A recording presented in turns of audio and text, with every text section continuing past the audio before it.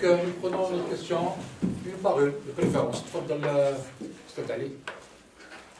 بسم الله الرحمن الرحيم والصلاة والسلام على أشرف المرسلين مشكوركم على المستوى الراقي في تدخلات الأساتذة يعني تجارب وملاحظات ومقاييس يعني إن شاء الله. عندي بعض الأسئلة للأستاذ بروفيسور عفان. مرحبا بك. بما يخص بيوشيميا أنا نعشق مليح بيوشيميا مانيش مختص. راني ندير لي في الخط الأول. السؤال الأول. Les hommes dépensent au repos beaucoup plus de glucides. C'est bon. Qu'en est-il chez les femmes? هذا السؤال. بس عندي دراسات تقول بعض الأمور اللي ممكن تكون مختلفة بين الرجل والمرأة. Il y a une différence. والله أعلم. Deuxième question. Le cortisol. Le cortisol, quand il est présent dans le corps, c'est naturellement, c'est-à-dire بعد النوم. هذا سي كان طون ناتورال. يا هل ترى هو نفس الكورتيزون يكون ابري ستريس ميكانيك. هو جليسيميا هو يطلع السكر في الدم. اسكو هو عنده لو ميم تاع ستريس والستريس تاع الجوع ستريس ولو ستريس دونفيرمون اسكي سون لي ميم عنده لو ميم ايفي ويا هل ترى يجبد السكر من نيو غليكوجينيز نو cortisol. Voilà. Beaucoup plus la glycogénolyse, mais même la néoglycogénèse. Les deux. Puisque في زوج يطلعوا السكر. Très bien. هذا الثاني، إذا راك تماركي أستاذ زيدك الثالث. معليش أنا جو. Vous retenez. Très bien. l'AGH, growth hormone. تطلع بزاف pendant le jour. تطلع أنا قريتها des taux كبار بزاف. Est-ce que peut-on profiter de s'entraîner pendant que le taux هذا طالع ونقدروا نربحوا فيه الماس مسكولار؟ ما نعرف انا عندي فكره بس احنا دابا مختص هو اللي يجاوب والله اعلم. الاخر سونتريني افون و ابري لو جو. سؤال يعني يرجع كل رمضان. سونتريني افون و ابري لا ريبتور تاع الاخر. بارك الله فيك. شكرا. ميرسي. Alors la première c'est par rapport à cortisol. Non, l'homme et la femme. Ah oui, l'homme et la femme, oui. C'est une différence. Oui, alors il est clair que la différence, elle est hormonale. Ça c'est clair. C'est-à-dire que l'homme a des hormones masculines, il y a maintenant la testostérone. Qu'est-ce qu'il chez la femme? La femme, elle a 20 fois moins de testostérone. Mais l'homme en a beaucoup plus.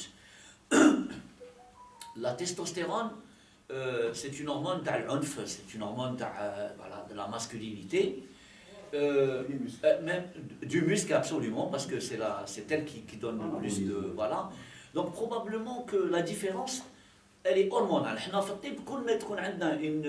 On appelle ça un dimorphisme sexuel. Quand il y a une différence entre l'homme ou la femme, c'est sûrement une affaire d'hormones. Parce que les œstrogènes ou voilà, progestérone, c'est des hormones à la femme, ou l'homme, بالمقابل, عنده la testostérone.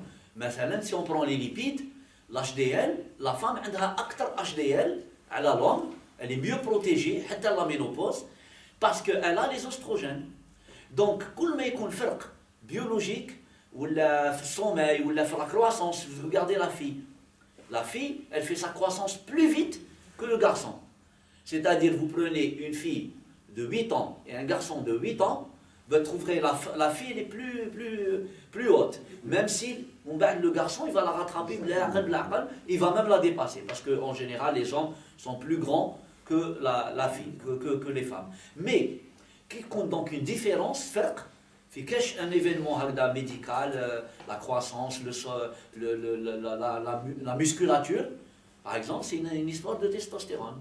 La femme a 23% de graisse de plus que l'homme. Donc je pense que le fer fait des hormones. Sincèrement, ça doit être une histoire d'hormones, la différence entre hommes et femmes.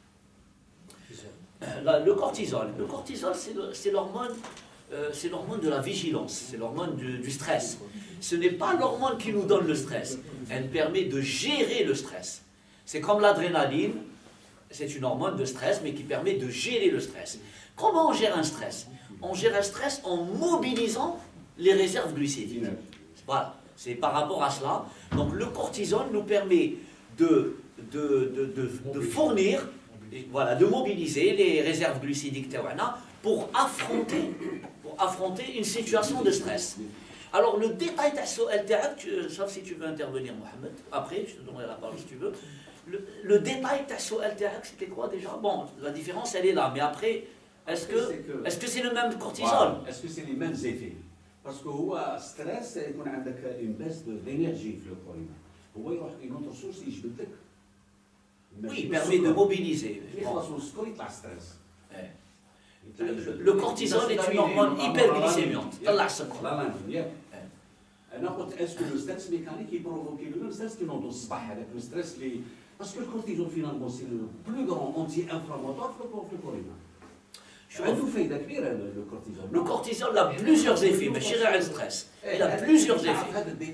Il a des effets sur les lipides, il a des effets sur les glucides, il a des effets sur le stress, sur beaucoup de choses, le cortisol. D'ailleurs, il y a la pathologie du cortisol qui s'appelle la maladie de Cushing. Professeur Mohamed, la maladie de Cushing, ça nous donne maintenant précisément. C'est un déficit du cortisol. La maladie de Cushing, c'est un excès de cortisol. C'est un excès de cortisol. Donc, j'arrive pas à percevoir la nuance dans la question TAC. Le cortisol, on n'en a qu'un seul. Il a plusieurs effets. Maintenant, est-ce qu'il a des effets inavoués qu'on ne connaît pas? C'est possible. Si vous lisez des articles récents, vous dire que le cortisol il est impliqué dans Haja que nous ignorons ou qui n'a pas encore fait ses preuves, c'est possible.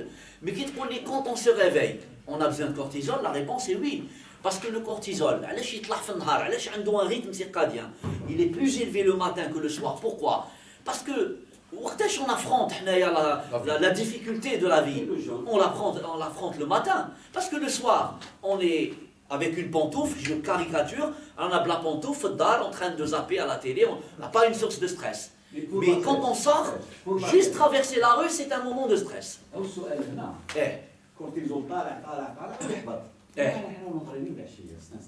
Oui. Mais il y a d'autres hormones qui prennent le relais. Il n'y a pas que le cortisol. Voilà, il y a d'autres hormones. La noradrénaline et l'adrénaline n'ont pas de rythme circadien. Alors, on t'offre tout au long de la journée. Voilà, donc quand on a des pics de stress, d'ailleurs c'est pour ça que la tension également, ben heureusement que nous avons... Vous savez que le battement du cœur, quand on est stressé, hein, il peut monter jusqu'à 200. Pour quelques secondes. Parce que si ça dure 1 minute, 2 minutes, il y a un arrêt cardiaque. À 200 battements par minute, on ne peut pas supporter la vie avec 200 battements par minute. Heureusement qu'il y a en bas de l'adrénaline qui permet de ralentir la fréquence cardiaque. Donc vous voyez qu'il n'y a pas que le cortisol, il y a aussi des autres hormones. Donc probablement, quand ils chutent, ils prennent le relais. Après, n'oubliez pas une chose, quand on a une inversion du rythme, comme les veilleurs de nuit, les agents de sécurité, et ce qu'on appelle les veilleurs de nuit, donc ont un rythme inversé. عندهم un taux de cholestérol, de cortisol, la nuit, et il est très bas le jour. D'ailleurs, quand on doit leur faire un bilan, on doit leur donner 3 jours de congé. Et il inverser le rythme biologique pour les analyses. Sinon, tout sera faussé. Parce que le rythme biologique, il ne concerne pas que le cortisol, la testostérone, la TSH, la CTH, le fer sérique. Il y a beaucoup de paramètres biochimiques qui sont influencés par le rythme journalier. Les gens insomniaques. Les insomniaques. Non, les insomniaques, il n'y a pas d'inversion de rythme, il y a juste des perturbations, tu as des paramètres, mais ils ne sont pas inversés. Là, ils ne sont pas inversés.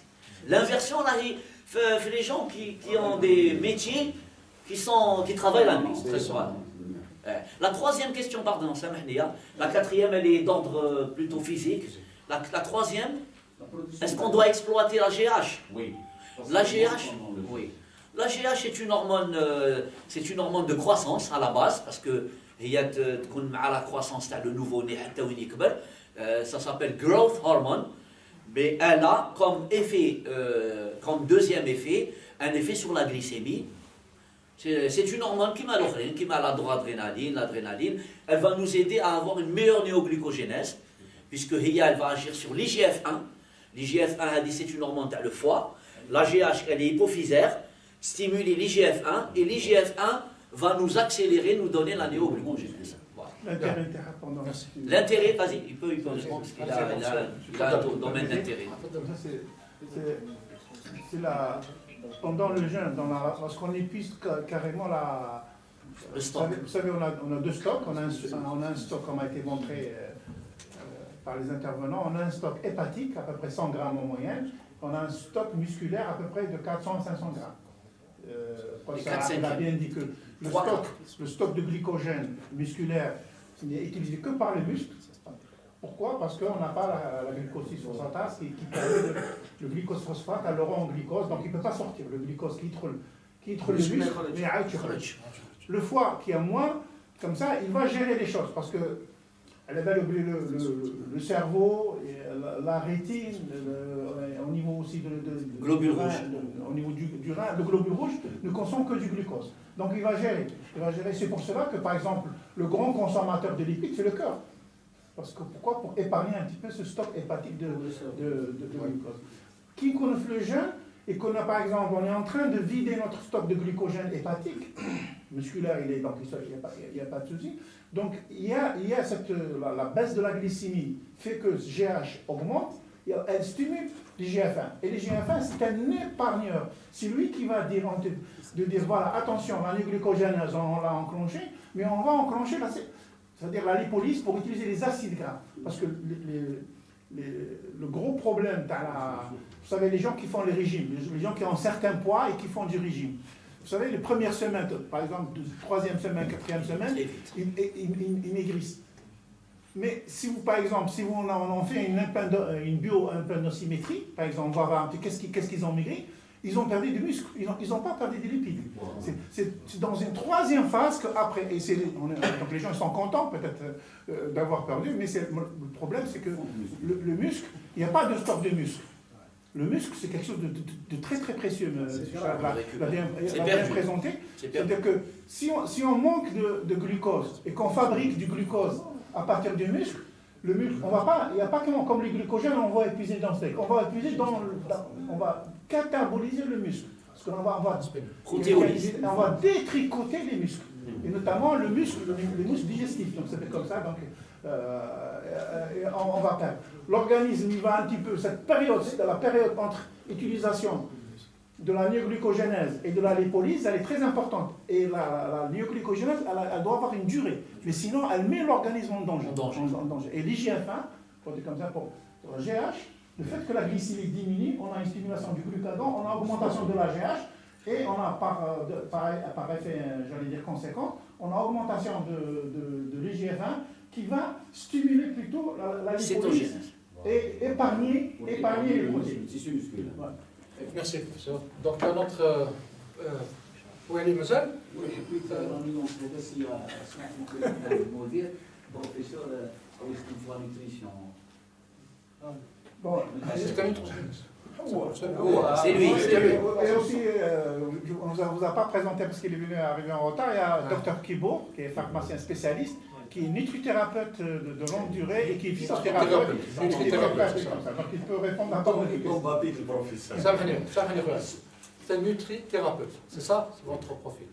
Moi, je suis C'est la thérapie par la nutrition. Voilà, moi je suis diplômé en nutrithérapie parce que je n'exerce pas, je suis dans un labo de biologie, de biochimiste. Mais Dr Kibour est nutrithérapeute parce qu'il est diplômé et il exerce. Et au lit, il est coordinateur d'une école, ce qu'on appelle la PENPRO, qui forme les nutritionnistes. Ah, c'est parfait. Pour nous les sportifs, c'est très intéressant. On va parler sur la possibilité de faire des conventions. Voilà, allez-y, Je profite de l'occasion de présence du professeur. L'homme et la femme, quand ils font une diète, c'est le préambule de ma question. La femme, l'homme au repos, il dépense du gras, beaucoup plus. La femme au repos, elle dépense du sucre. Au repos, l'effort. Est-ce qu'on peut confirmer cela? Parce que quand on dit le régime, ننسى ديجا صعوبة كبيرة باسكو لو طور دو طالع هذه حبيت يعطيني غير هاد الديتاي كذا سي تري امبورطون بور C'est une réponse simple. c'est-à-dire. Moi, ce que je connais. On ne sait pas si c'est une idée reçue. Voilà, mais comme c'est un ça. fait Je sais pas, mais moi, ce que je peux vous dire, chimique. ce que je peux vous dire, Oui. comme ça, on verra aussi c'est votre c'est la même réponse. Ce que je vais vous dire, comme ça, il a dit le professeur H, que la femme a plus de gras, mais ce qu'on connaît sur le métabolisme, entre une personne qui, j'allais dire, sportive, qui fait du sport, et une personne, j'allais dire, sédentaire. Je prends la personne sédentaire. Et le soir, ils sont tous les deux au repos. Ils ne font pas le même métabolisme. Voilà. Le sportif, il utilise toujours les acides gras. C'est-à-dire que l'organisme le sportif, comme ça, malgré qu'il est au repos, il va prendre du bon pas que. C'est-à-dire, ça veut dire que. Il va préserver ses. Il préserve la cellule. Or que le sédentaire, il utilise plutôt le glycogène. Maintenant, est-ce que ça dépend de la sédentarité de la femme? Mais vous savez, la femme, parce que maintenant on parle, vous êtes des sportifs ici, nous lorsqu'on parle j'allais dire, donc comme ça, on parle pas de sport, on parle d'activité physique. Et c'est la femme qui fait plus d'activité physique que l'homme.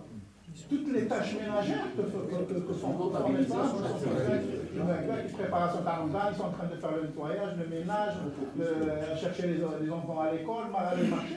Donc ça c'est une activité, physique. Peut-être que ça aussi, ça a un effet. Mais je ne connais pas scientifiquement. Mais on va la chercher. Et si ça en avance, c'est ces journées-là, il faut Merci beaucoup. Mais je vous assure, je vais faire. Quand on fait des diètes للنساء عندنا une problématique اللي ماهيش كيما الرجال. هذا اللي حياة فيها ما فيش ريسبونس. Il y a une différence. Peut-être qu'il faut revenir, je rejoins le professeur Rahaf, par rapport à la différence hormonale. Sûrement, la réponse doit être claire. Bien, Par rapport aux monsieur oestrogènes. Missoum, تفضل سلام. Bon, salam alaikum. كمدرب وسي سورتون دو l'ISTS الحمد لله. اولا نشكروا الاطارات بارك الله فيكم. مي جابرون توجور مالغري مون اج وكل شيء مازال نتعلم. Nous apprenons tout ça. وما كاليتي ديكس دي جي اس دولة جلدان. Alors, les deux questions adressées au docteur Sharaf et le dernier. Je compte sur son expérience. Ce que je veux de lui, un avis ou une recommandation. Bon, on a comme le championnat national de football, puisqu'on a le football, nous avons un championnat, surtout في رمضان, يجينا في la période, la phase de retour.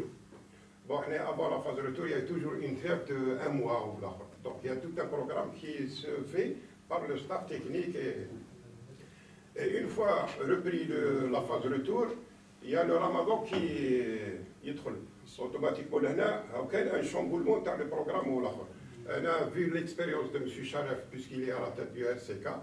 Et je ne vois pas la différence du RCK avec les autres 16 clubs de la National 1.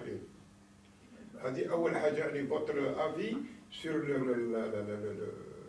c'est-à-dire les problèmes rencontrés avec votre staff dans la période de Ramadan. La deuxième question, comme vous le savez, au niveau des ligues régionales, à ma connaissance, les clubs de la National 1, durant le Ramadan, ils ont arrêté la compétition des jeunes. أنا نعطيكم الآخر، أنا عندي دي جون كاتيجوري عندهم une phase déjà في l'arrêt هذاك تاعهم automatiquement il y a une dynamique d'entraînement et de compétition. L'effet d'arrêter les compétitions, la reprise, l'avis, M. Sharaf Thani, votre avis sur la reprise et les recommandations pour nos entraîneurs. La dernière question au dernier du cyclisme, puisque vous parlez d'une catégorie de jeunes et la perte de poids. هذه la période هذه ولا هذه l'étape تاع la catégorie de jeunes. على بالكم باللي يسمى فيهم période de croissance.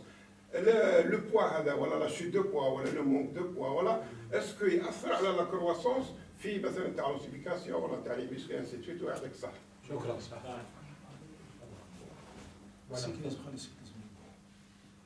La deuxième question. La deuxième question était destinée au professeur. تاع cyclisme. تاع السيكليزم. هنا فيما يخص المده اللي قسنا فيها الوزن تاع الجسم لو بوا سيتي بيريود تاع 3 جور دونك ما حاش تكون يعني عندها يعني تعطينا دلالات يعني باش نقدروا pour affirmer que هذا لا بيرد دو بوا هي على كل حال كانت ستابيليتي ما كانش كان يعني ثبات في الوزن الجسم. دونك هنايا كي نقولوا باللي عندها تاثير على لا كرواسونس ما نقدروش نثبتوها في 3 ايام. دونك لازم تكون يعني اون ايتود فريمون سور اون دوري لونجيتيود يعني تكون طويله هكذا. ما نقدروش نثبتوها على الفرضيه تاعك في اون دوري تاع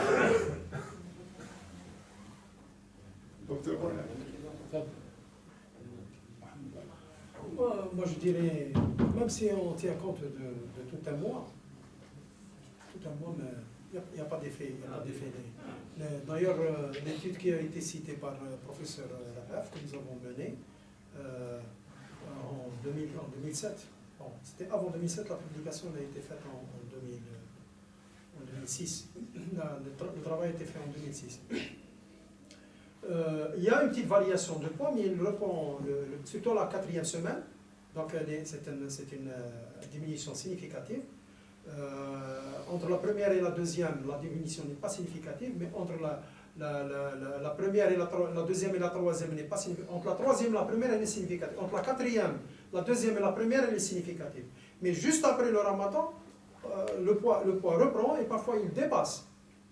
D'accord? Parce qu'il y a certaines habitudes alimentaires que les jeunes en ont la période de l'année. Ce qui est intéressant, c'est de voir que la masse musculaire n'a pas changé. Très important dans le métabolisme de protéines. Donc, la masse musculaire n'a pas changé. Un indicateur sur la base duquel on peut mesurer, on peut avoir une idée sur le taux de protéines musculaires, c'est la créatinine aussi. La créatinine n'a pas varié. Pendant avant la S2, deuxième semaine, 4e semaine et après le ramadan.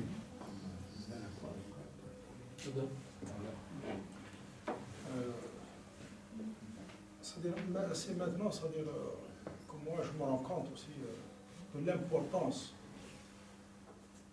de ce mode de rencontre, qui est très très important. On se découvre, on découvre les autres et on découvre l'importance de l'information.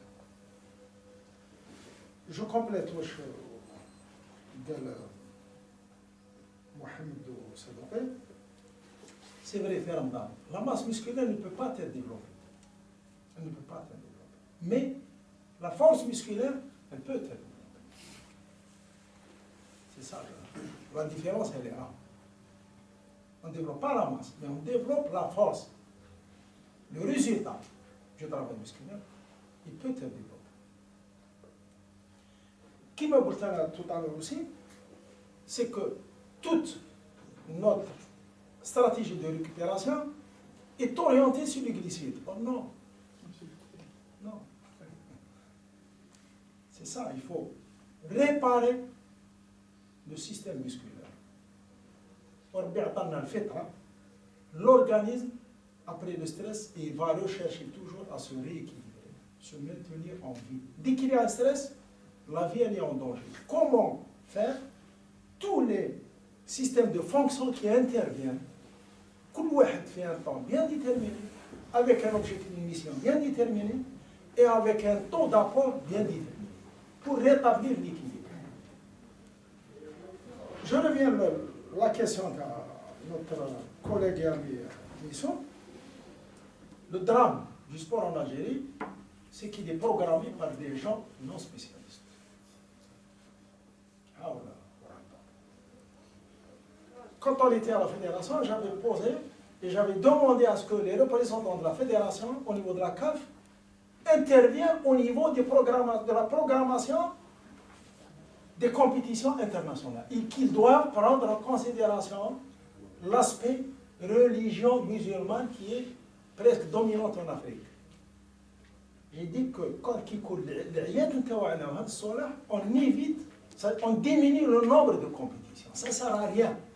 Ça ne sert à rien. Parce que la compétition, si elle ne se déroule pas dans les meilleures conditions, elle ne va pas découler sur des résultats meilleurs.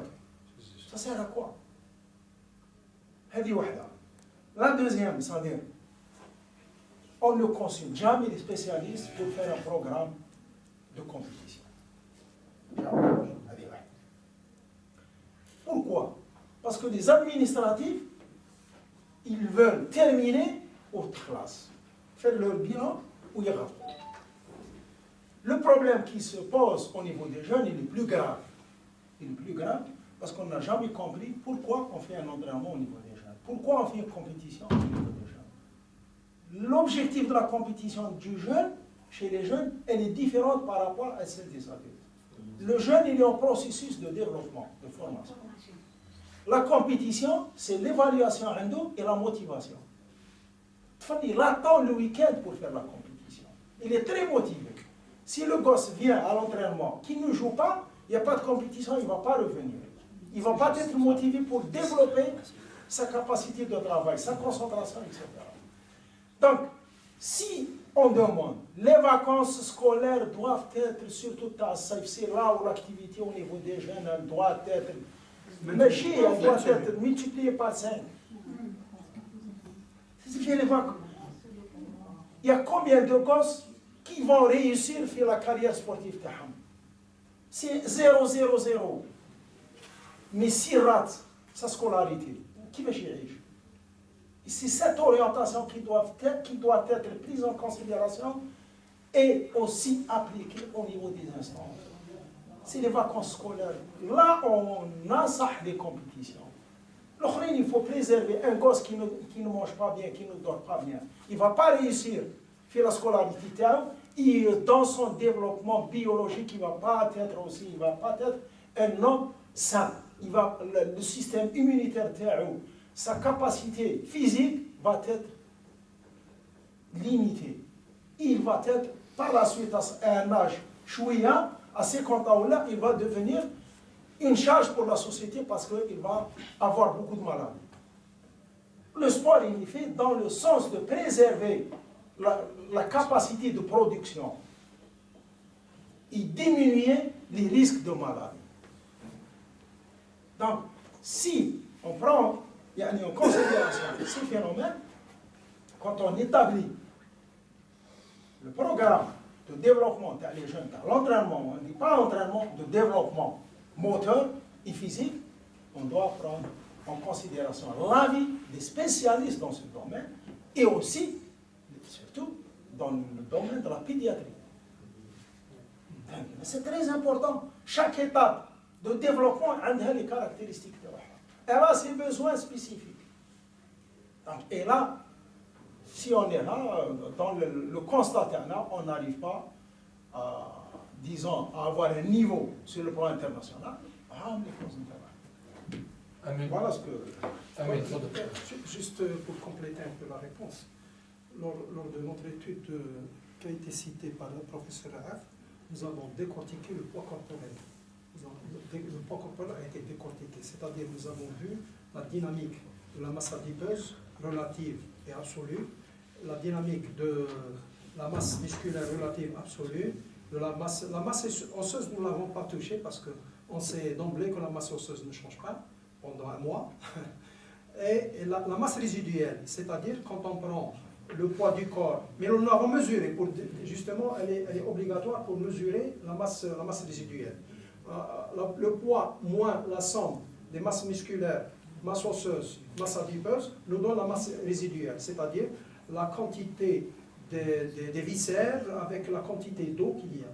Donc, la masse musculaire qui est importante n'a pas changé. Ce qui avait changé, c'était la masse adipeuse. La masse adipeuse, en absolu, elle avait changé. En relative, elle n'avait pas changé. Puisque le poids total change, donc le rapport ne change pas. Et puis, on avait remarqué qu'à un certain moment, entre la deuxième et la quatrième semaine, il y avait une augmentation significative de la masse résiduelle. Et lorsqu'on a vu, parce qu'on avait aussi mesuré les dépenses et les apports énergétiques, les dépenses énergétiques, il y avait pratiquement une compétition. Donc on avait supposé qu'après la compétition, en faisant le jeûne, en pratiquant le jeûne, les enfants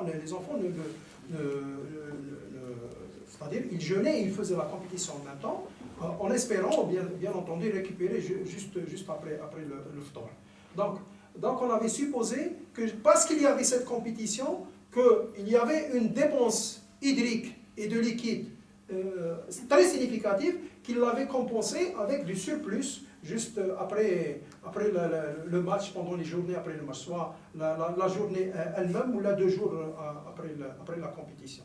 Voilà, mais ce qui est intéressant, le professeur tout à l'heure, les gens ils perdent du poids en perdant de la masse musculaire, ce n'était pas le cas. C'était quelque chose d'intéressant, voilà, pendant un mois. Merci. Damien, pardon. Disons, du moment que le jeûne ne dépasse pas les 36 heures, comme vous l'avez bien signifié, donc je crois que le problème du ramadan n'est pas un problème de macro-aliments, mais de micro-aliments. 16 heures, j'ai 36 heures. Jusqu'à 16 heures. Jusqu'à 16 heures. Non, la deuxième phase, c'est 36 heures. 36 heures.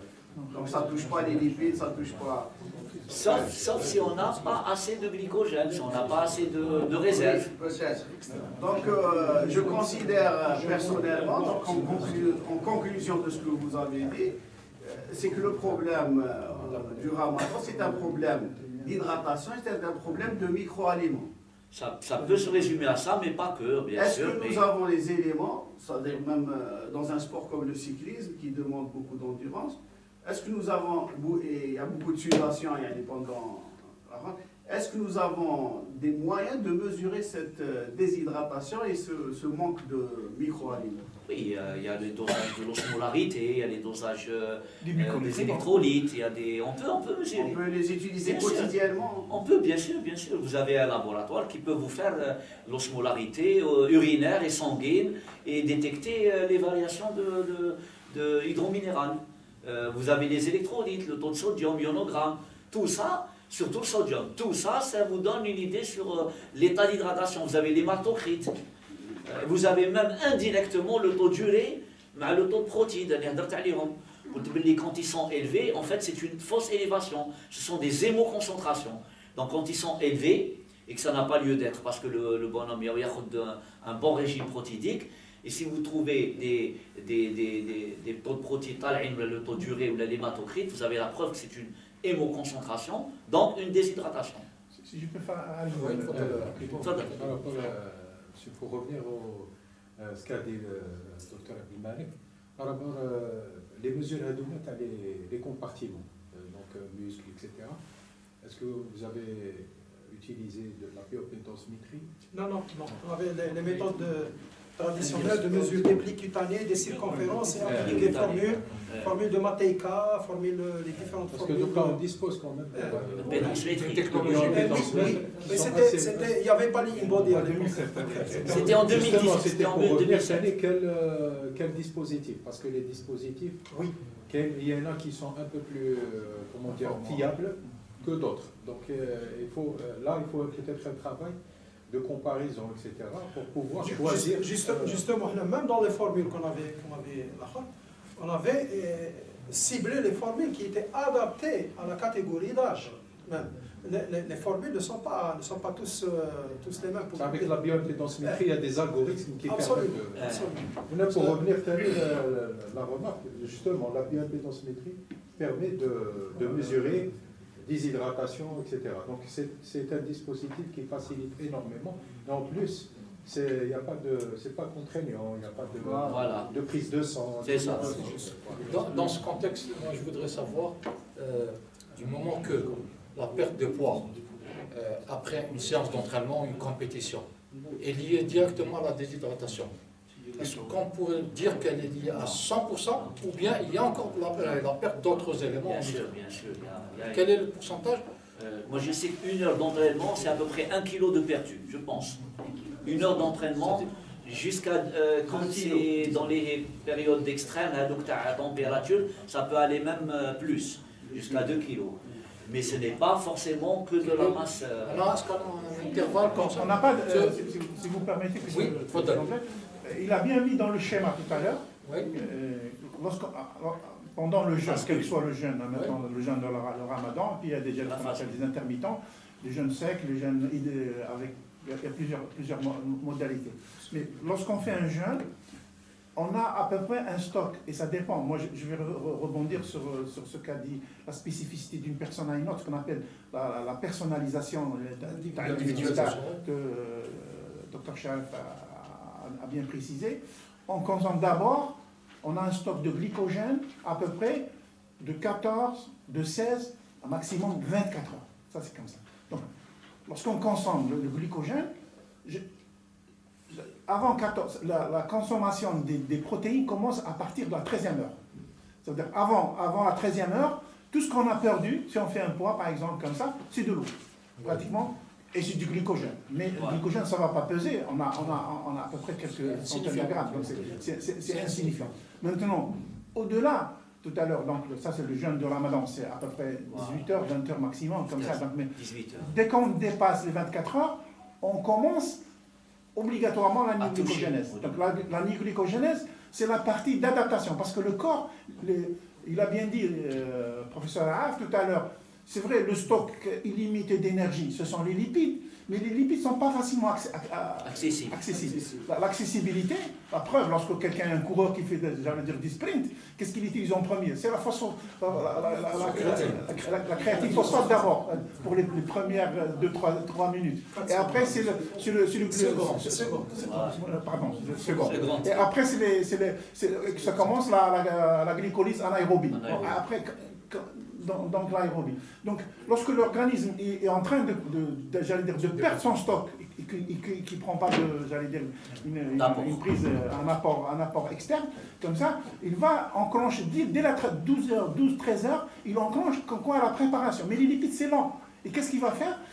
Il va commencer à consommer les protéines. Il va commencer les acides aminés avec les glycérols, le triglycéride, parce que c'est facile, le glycérol, il va prendre le glycérol. Il y a les lactates là, et il va faire ce qu'on appelle la nioglycogénèse. La nioglycogénèse, lorsqu'on voit biochimiquement, c'est exactement l'inverse de la glycolyse. C'est-à-dire qu'il y a que de réaction. Et au-delà de 36 heures, vous savez, par définition, le jeûne prolongé, c'est au-delà de la 36e heure. On parle du jeûne prolongé. Et c'est là un petit peu que l'organisme, il va réduire la consommation parce qu'il n'y a plus de glucose. Il va avoir de la nioglycogénèse. Donc c'est l'organisme. Les acides gras, ils ne peuvent pas passer à la barrière ménagère. C'est pour cela que ces acides gras, ils sont oxydés au niveau du foie pour former des corps cétoniques. Les corps cétoniques traversent la barrière hématoménagère. Ils passent au niveau du cerveau. Et le cerveau, même en cas de cétogenèse, il utilise à la fois du glucose, mais beaucoup moins que, j'allais dire, constitution normale, et de cétogène. Parce que ce que vous dites là s'applique surtout à un autre type de jeûne, celui des régimes alimentaires dans les sports de combat. En judo, souvent, on a encore cette problématique, celle de la perte du poids à l'approche des compétitions. Et ces jeunes se privent, donc ça va au-delà de 36 heures. C'est plus un jeûne du Ramadan, c'est un jeûne sportif, donc je sais qu'il comporte des risques que vous avez cités. Oui, il faut qu'ils soient encadrés.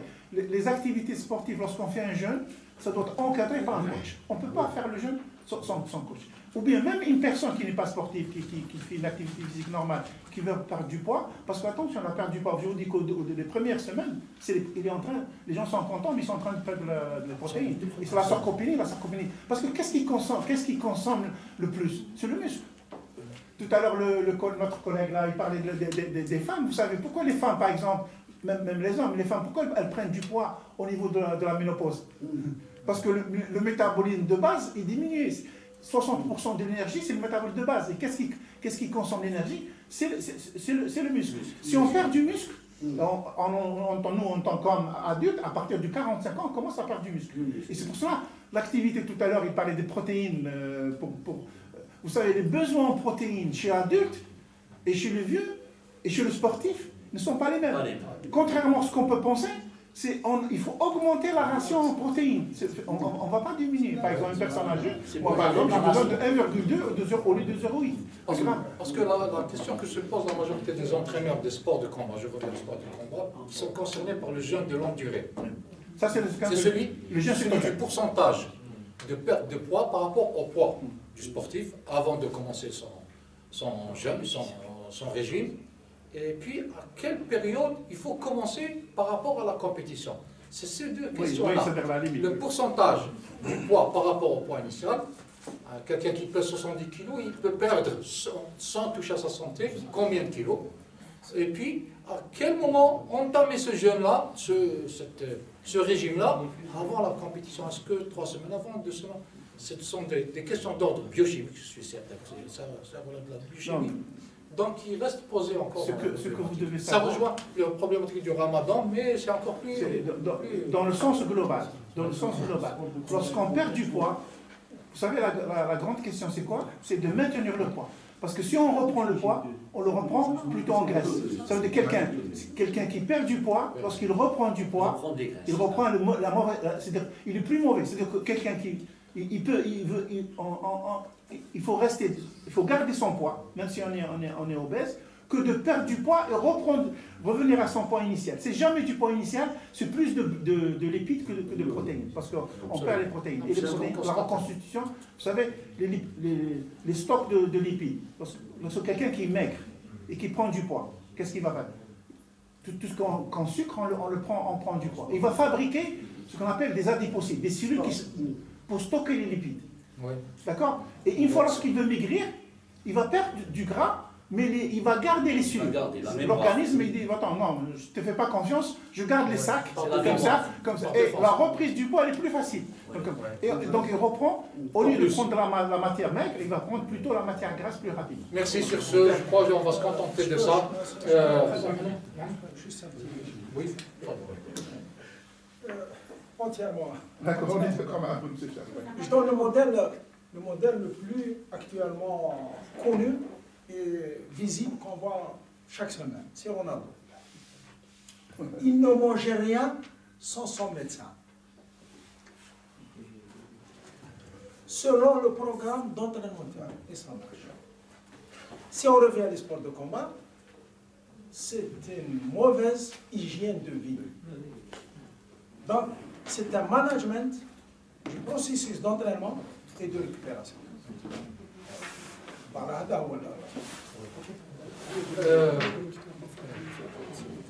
Bien, s'il y a d'autres questions, vous pouvez toujours les poser. Tout à l'heure, on aura un moment de convivialité ensemble. Faire ça de convivialité, vous êtes conviés.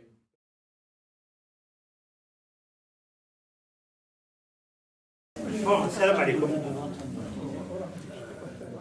بمناسبة اختتام هذه المحاضرات نتقدم بالشكر الجزيل لكافة الأساتذة المحاضرين والبريزونطاسيون تاع هذا الماكيني.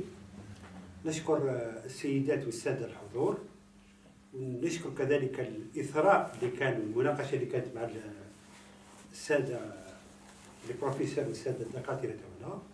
إن شاء الله هذه ما هي إلا بداية، إن شاء الله تتكرر مثل هذا لي جورني وسوي لي بيانفينو سان دو ليتابليسمون. نشكركم وبارك الله فيكم ويعطيكم الصحة.